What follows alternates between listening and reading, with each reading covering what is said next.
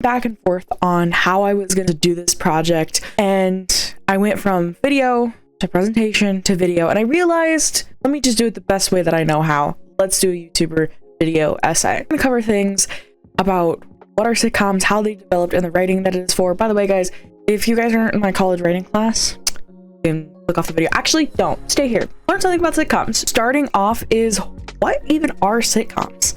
Well, technical terms by a dictionary definition, they're situational comedies that revolve around a recurring cast that navigates humorous situations with a consistent setting. They also have a lens on the world, as in they're going to make commentary about the real world. Some of these different sitcoms can be either live action, or they could be more in real life narrative. Some of these different shows are episodic, where you could just fall into any episode and know exactly what's going on and how it's going. And there's some stuff that is serialized, where if you miss the last couple of episodes, I'm sorry, this episode contains spoilers. Before we talk about the actual TV sitcoms that you see today, we have to talk about where they came from. Lux presents Hollywood. Obviously, before the TV was even invented, there was radio sitcoms. These dramatized radio series focused on more auditory cues, according to Evergreen State College. When TV emerged, a huge change had to be made with these scripts, because on radio, they were only auditorial cues. So they had to make all the jokes where you can hear them and you can understand them just by hearing them. However, when TV emerged, these scripts had to be changed. There's a new medium about. When TV emerged, writers had to change how clever they were in their writing, because now not only could they hear the actual punchline, but now they can see it and how the characters within the situation are responding to it.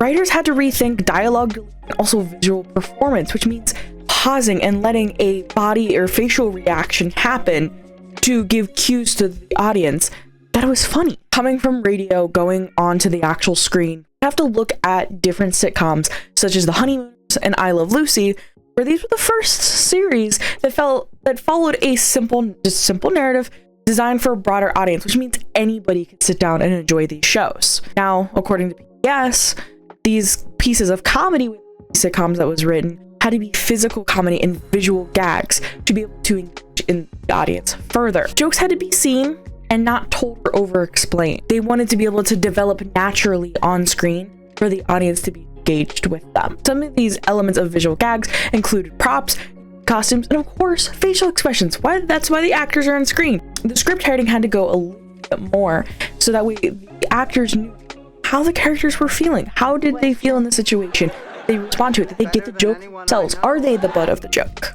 Now, another thing that the writers of sitcoms had to face is actually create comedy. How do you create a joke and not make it stale? Well, you have to further push the audience engagement to actually be able to sit and hear those jokes, which laugh tracks are heavily used to signal punchline of a joke as written.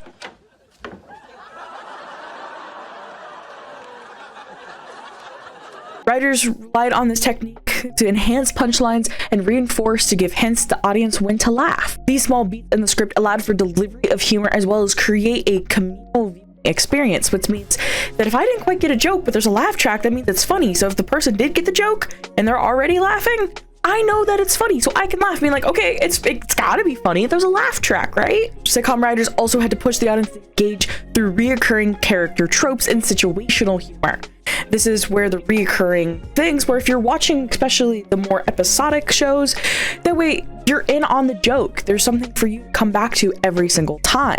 This inclusion of over-the-top traits in writing works for audience engagement because of the familiarity. And of course, there's situational humor, where the situation that they're in is what brings the comedy to the sitcom. This situational humor is to break or reinforce expectations. This style of humor is written so that characters are placed in awkward or even funny situations to kind of make a little change to what's going on in the series.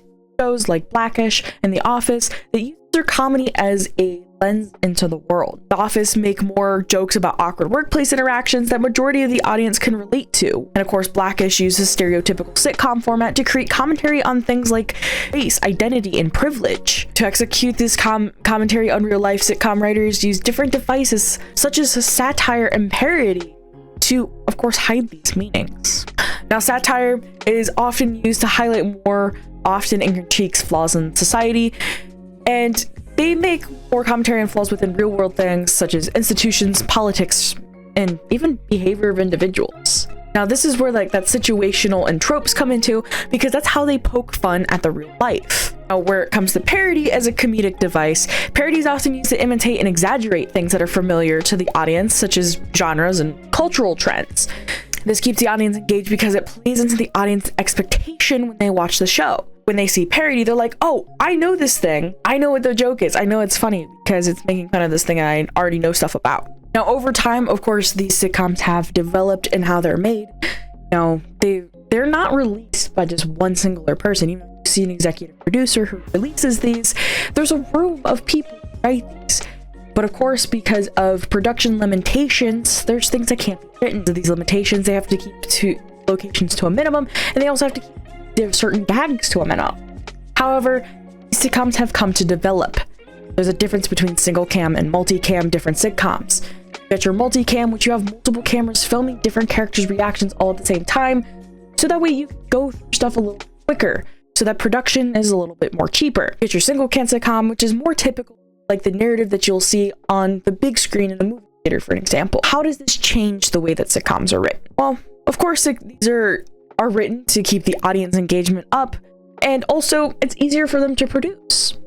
When you're writing for a single can sitcom, there's been a change to deepen character development and provide long-term story arcs. This is kind of where more serialized sitcoms come into play. And of course, they want to have a more deeper connection with the audience, which also gives them a relief, according to O'Connor. With this change to more of a single cam approach, they couldn't rely on the same snappy dialogue and comedic timing that played around laugh tracks, but instead the writing had to focus on a more subtle character-driven humor.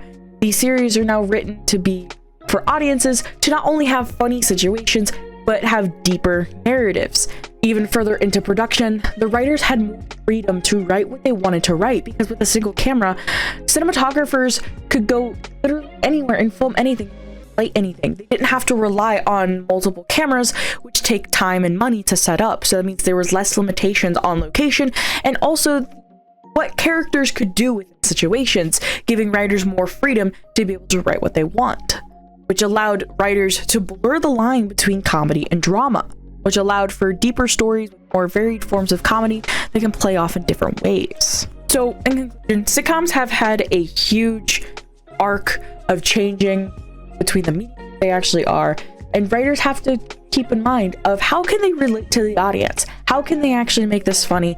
And of course, when you have 3 or 4 people writing, how can you all agree on the same story and understand what medium are you actually writing for? What audience are you writing for? What lens on the world you want to have? There are a lot of things that you have to keep in mind when you're writing a sitcom. Thank you guys so much for sitting through my boring college writing little presentation. Like, I hope you learned a little something about how sitcoms are written. I hope you guys enjoyed. And of course, make sure you guys press the subscribe button, press the like button. I'll see you guys in the next one. And of course, I'm streaming all May long. You should subscribe for that. Until next time, guys. Bye.